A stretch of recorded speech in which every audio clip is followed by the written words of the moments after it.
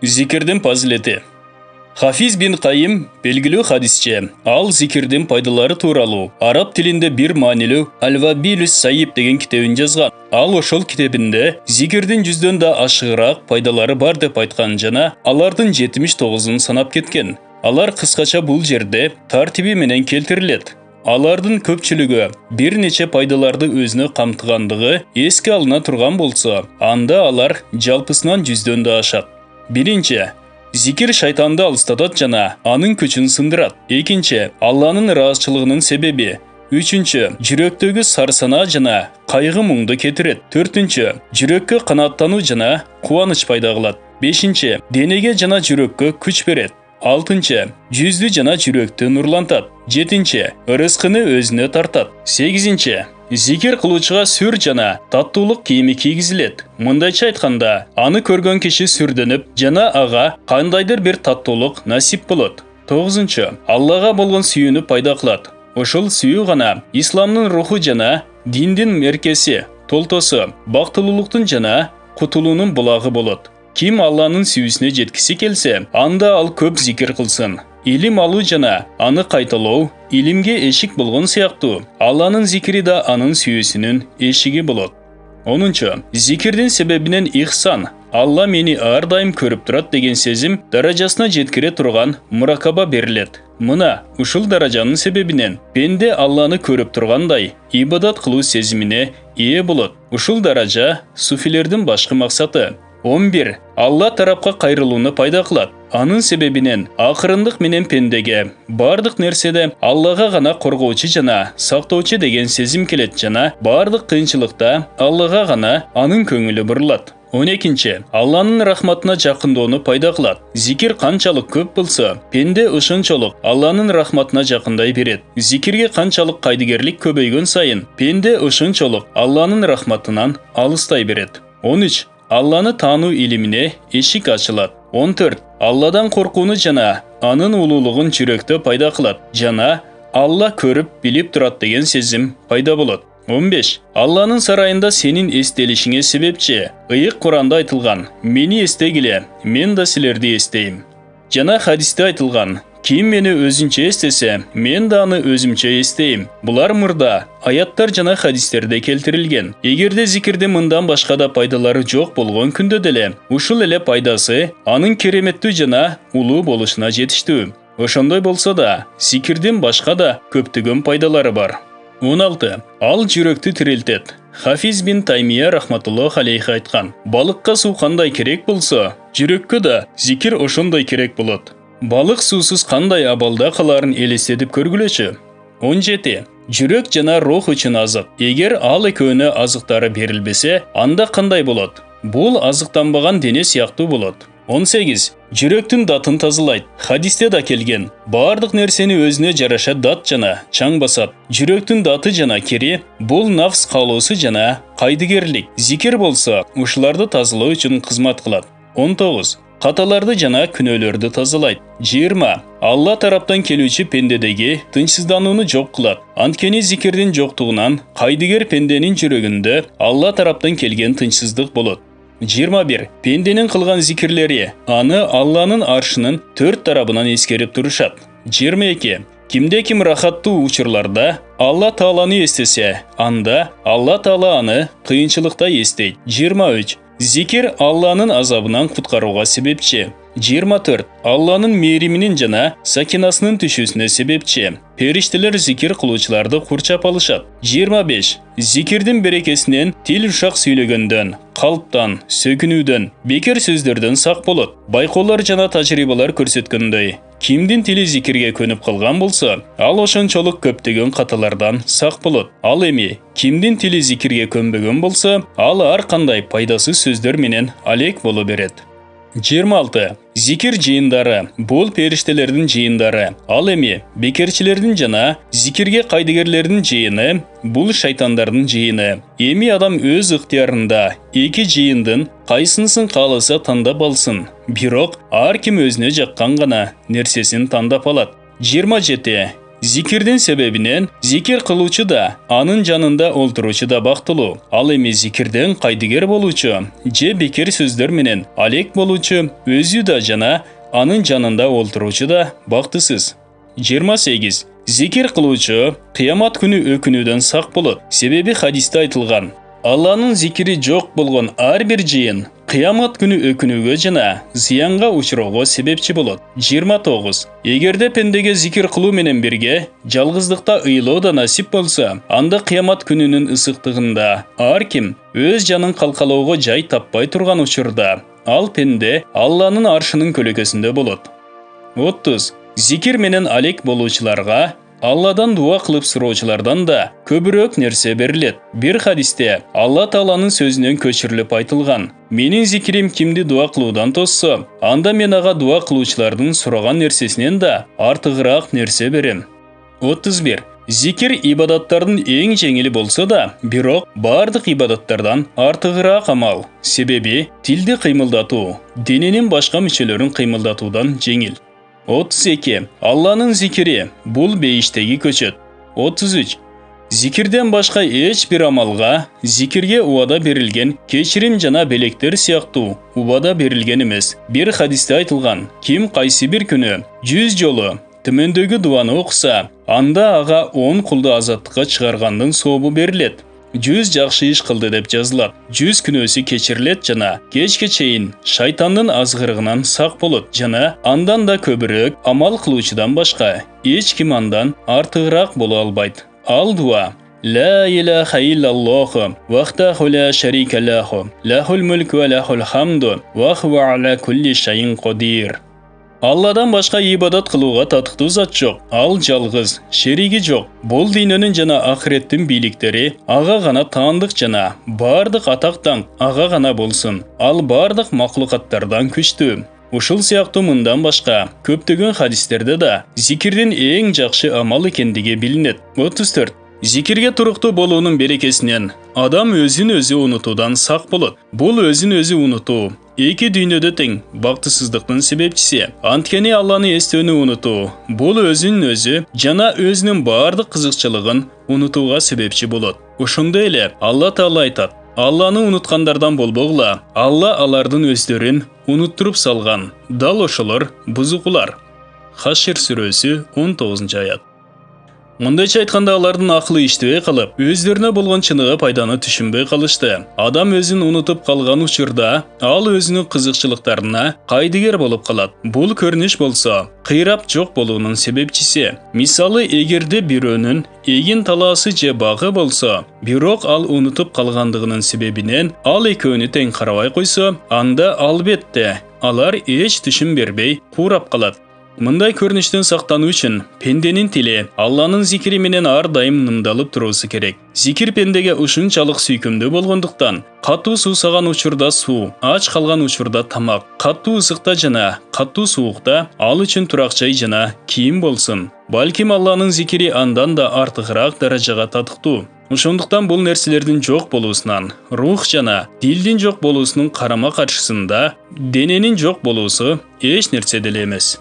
35. Зикирди пенде төшөктө да, базарда да, ден соолук чың учурда да, оорулуу учурда да, жыргалчылыкта жана рахаттанууда да, кыскасы, кандай абалда кылса, анда анын даражасы көтөрүлөт. Мындан башка эч бир нерсе дайыма даражанын көтөрүлүшүнө себепчиси боло албайт. Ошондуктан жүрөгү зикирдин нуру менен нурланган пенде уктап жаткан убакта да зикирден кайдыгер болуп, түнү бою уктабай чыккан пендеден да жакшыраак. 36. Зикирдин нуру пенде менен бул дүйнөдө да жана кабырда да бирге болот. Ал эми акыретте болсо, Сират көпүрөсүндө пенденин алды жагында жүрөт. Алла Таала мындай дейт: өлүк болгон кезинде биз аны тирилттик жана адамдар арасында жүрө турган бир нур бердик. Караңгылыкта жүргөн жана андан чыга албаган бирөө сымал.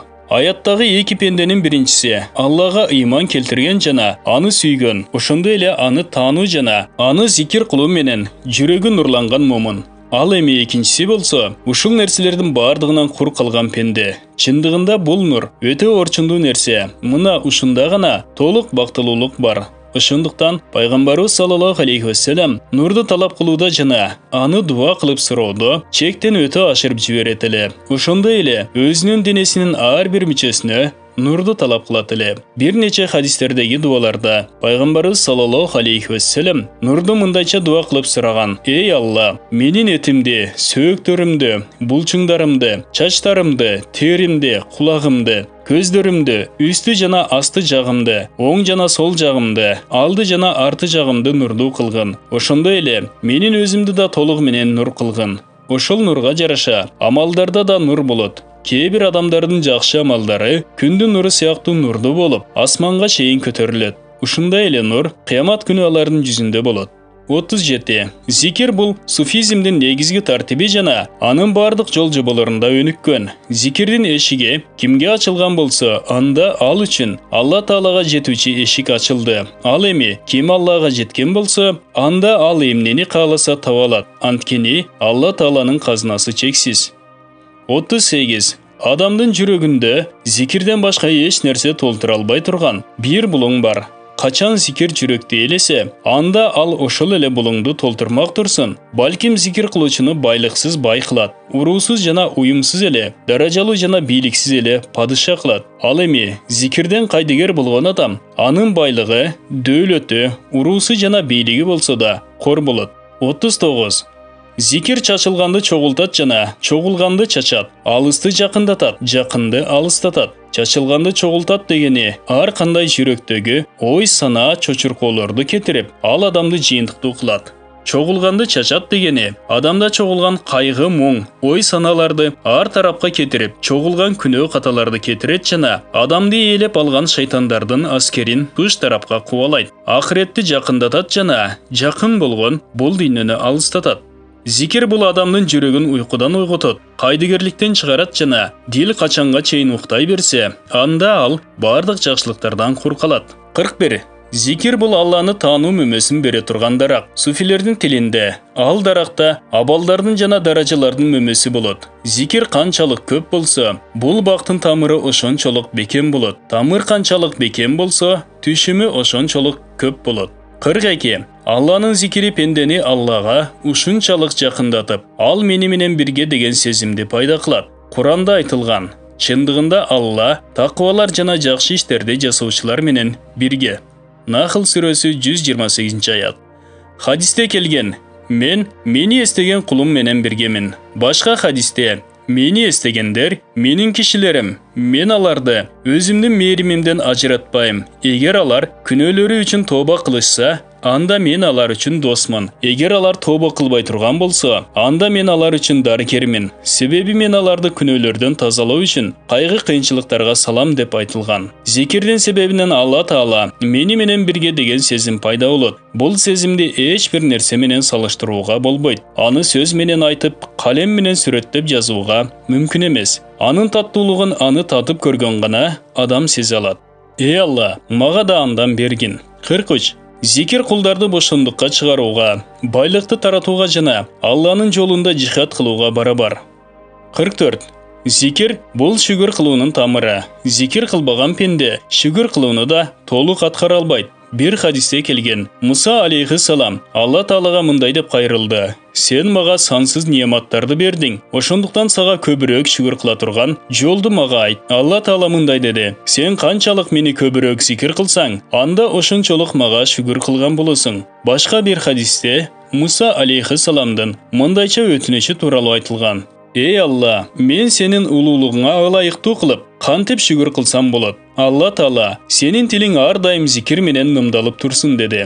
45. Алланын астында такыбалардын арасынан эң кадырлуусу дайыма зикир менен алек болуп жүрүшкөндөр. Себеби такыбачылык бейишке жеткирет. Ал эми зикир болсо, Алла Таала дайыма мени менен бирге деген сезимге жеткирет. 46. Жүрөктө бир каттуулук бар. Ал зикирден башка эч нерсе менен жумшарбайт. 47. Зикир бул жүрөктөгү бардык оорулар үчүн шифа.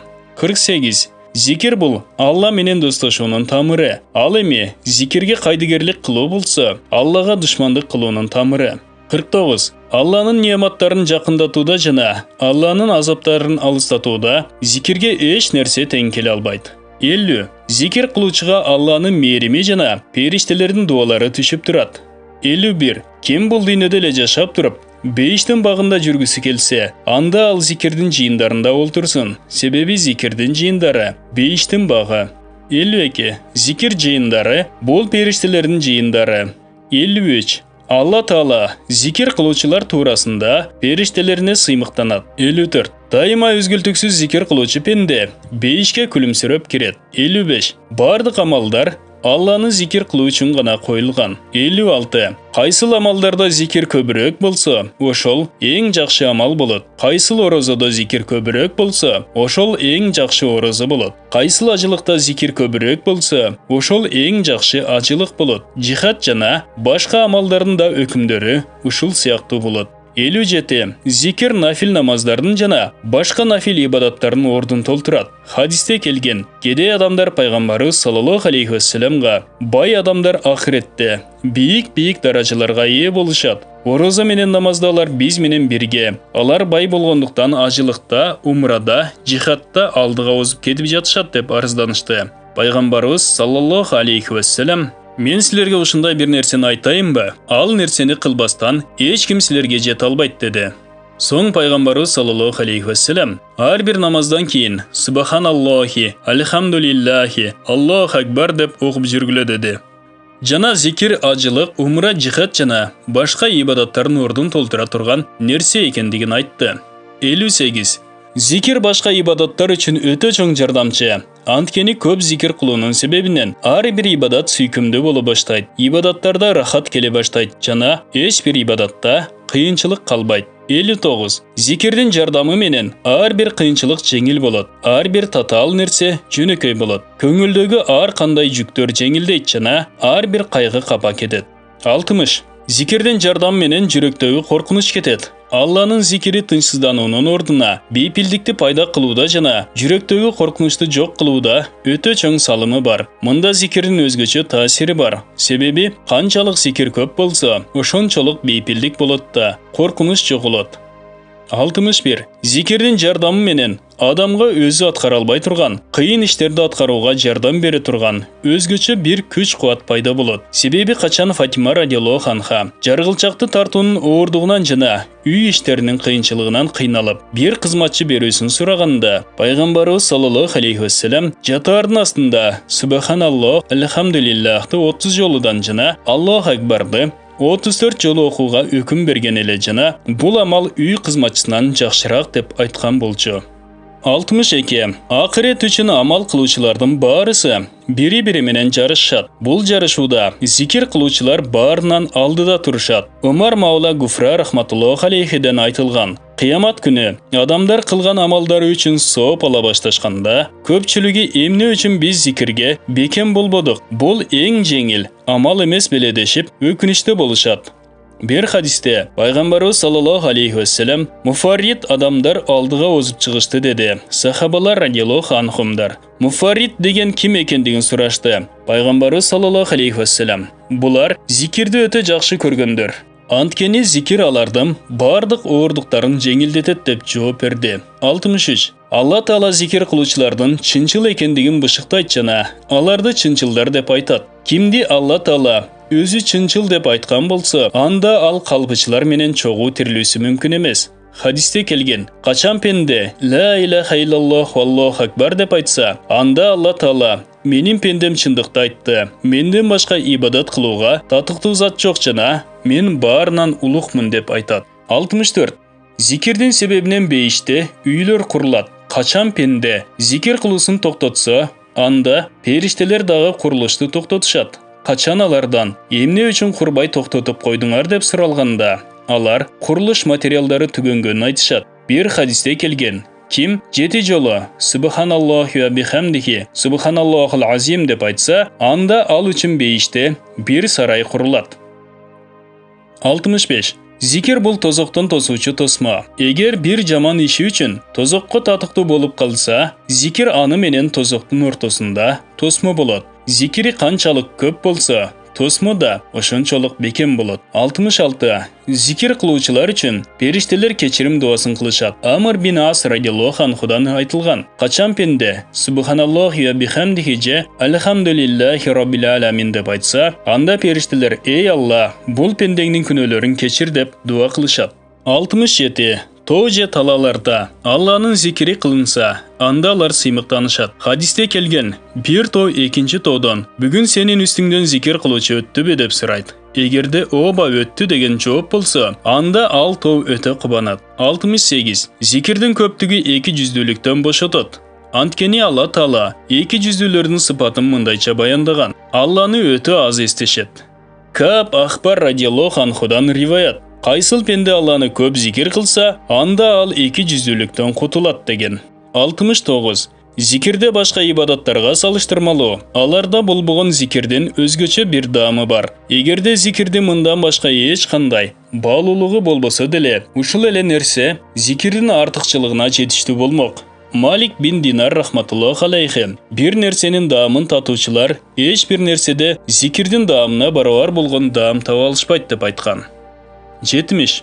Зикир кылуучулардын жүзүндө бул дүйнөдө сүйкүмдүүлүк, ал эми акыретте нур болот. 71. Ким көчөлөрдө, үйлөрдө, сапарда жана сапарга чыкпаган учурларда зикирди көбүрөөк кылса, анда кыямат күнү анын көптөгөн күбөлөрү болот. Алла Таала кыямат күнү тууралуу мындай дейт: ал күнү жер өзүнүн кабарын айтат. Пайгамбарыбыз саллаллаху алейхи вассалам: билесиңерби, ал кандай кабар деп сурады. Сахаба радиаллаху анхумдар ал тууралуу билбегендиктерин айтышты. Ошондо пайгамбарыбыз саллаллаху алейхи вассалам мындай деди: кайсыл эркек жана аял кандайдыр бир ишти жер бетинде кылган болсо, анда ал тууралуу жер ошол күнү ушундай бир убакта сен менин үстүмдө бул жакшы же жаман ишти кылгансың деп айтат. Ошондуктан ар кандай жерлерде көбүрөөк зикир кылуучулардын күбөлөрү да көп болот. 72. Тил канчалык зикир менен алек болсо, анда ал ошончолук калптан, ушактан, бекер сөздөрдөн жана башкалардан сак болот. Анткени тил унчукпай турбайт. Ал же Алланын зикири менен алек, же болбосо бекер сөз менен алек болот. Жүрөктүн абалы да ушул сыяктуу эле болот. Себеби эгер пенде Алланы сүйүү менен алек болбосо, анда ал махлуктарга болгон сүйүүгө батат. 73. Шайтандар адамдардын ачык айкын душмандары. Алар ар кандай жолдор менен адамдарды коркунучка салышат да, соң андан аларды туш тарабынан курчап алышат. Бардык жагынан душмандар курчап алган адамдын абалы белгилүү да. Душмандардын ар бири колунан келгенинче кыйнагысы келип турат. Зикирден башка бул шайтандардын аскерлеринин мизин кайтара турган эч нерсе жок. Көптөгөн хадистерде шайтандарды жакын жолотпой турган, жатар алдында окса, түнү бою коргой турган көптөгөн дуалар келген. Хафиз бин Кайим рахматуллаху алейхи да көптөгөн мындай дуаларды айткан. Андан башка да автор 6 бөлүмдө зикирдин артыкчылыгына таандык болгон фазилеттерди айткан. Анан ал өзгөчө убактарда окула турган өзгөчө дуаларды 75 бөлүмдө айткан. Китеп узарып кетпесин деген максатта алардын баардыгы бул жерде айтылган эмес. Кимге тауфик берилген болсо, анда ага ушул айтылгандар деле ашыктык кылат. Ал эми кимге тауфик берилбеген болсо, анда ага миңдеген фазилеттер да пайдасыз. Бул баян Фазаил Амал китебинен алынды. Урматтуу мусулман бир туугандар, биздин Икро медиа каналыбызга катталыңыздар.